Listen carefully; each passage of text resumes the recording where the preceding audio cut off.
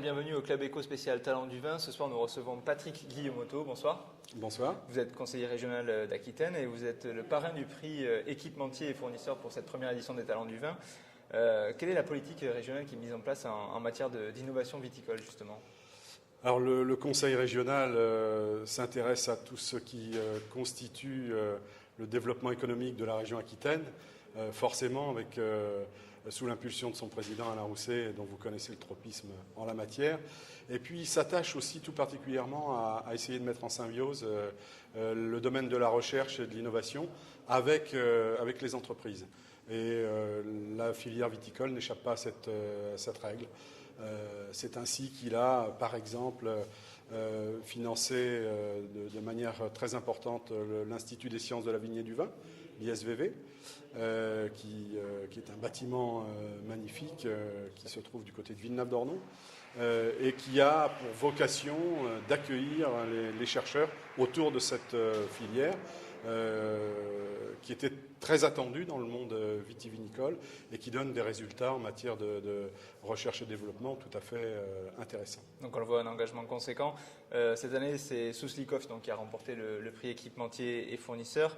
C'est une entreprise dynamique, innovante, collaborative. Est-ce que c'est un peu la PME rêvée ? Oui, pourquoi l'intérêt d'avoir choisi le prix équipementier fournisseur? Parce que la région Aquitaine s'intéresse plutôt de manière sectorielle au soutien de la filière vitivinicole, par exemple au travers d'un cluster qui a été constitué, qui est le cluster Innovin, qui a pour vocation de fédérer les talents autour de ces questions de recherche et qui aboutissent à des travaux tout à fait concrets et innovants. Un exemple seulement, celui des drones. On utilise dans le cadre de ce cluster les drones qui sont inventés par le secteur militaire au service du civil pour voir dans quelle mesure on peut arroser des rangs de vignes de manière très ciblée d'engrais pour éviter une propagation inutile. C'est donc un facteur tout à fait intéressant, gagnant-gagnant, puisque c'est à la fois un gain économique et un gain écologique. Bien sûr, oui. Donc essayer d'apporter de l'innovation aussi dans le secteur du vin, qui est aujourd'hui primordial, puisqu'il faut être le plus compétitif possible et le plus à la pointe de l'innovation pour exister dans le marché mondial. Exactement, et c'est ce qui nous a conduit à penser à cette très petite entreprise, 25 salariés, qui avait en la matière un certain nombre d'outils intéressants qui sont développés de manière très innovante.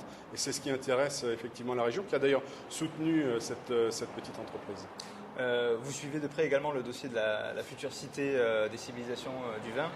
Un mot sur cet équipement, qu'est-ce que vous en entendez au niveau de la région ? Alors c'est évidemment un vecteur de tourisme et de développement touristique à caractère urbain structurant de mon point de vue, tout à fait intéressant, tout à fait innovant et qui va impacter pas seulement la ville de Bordeaux, mais aussi la communauté urbaine de Bordeaux, qui est un partenaire essentiel, et la région Aquitaine, puisque singulièrement, les équipements structurants en matière de tourisme urbain, voire œnologique, sont pas pléthoriques sur la région Aquitaine.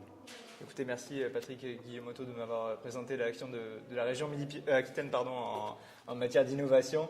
Et encore une fois, félicitations à vous d'avoir parrainé ce prix Souslikov pour l'entreprise Souslikov. Merci à vous d'avoir suivi le Club Éco Talent du Vin.